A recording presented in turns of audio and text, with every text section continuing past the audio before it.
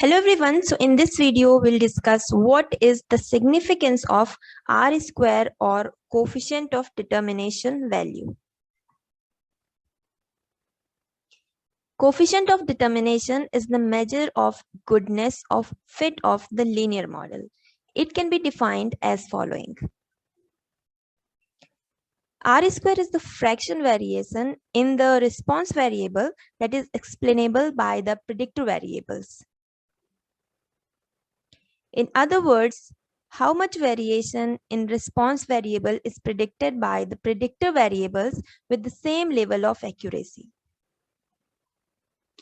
If R square value is 84%, then we say that 84% variance in response variable is correctly predicted by the predictors with the help of the model. So your model is 84% accurate in predicting the response variables.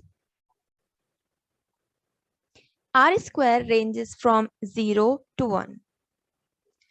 A high R square indicates model is being able to predict response variable with less error. Coefficient of determination is the most common way to measure the strength of the model, mostly in linear model. For more details in this topic, don't forget to check out the link in the description.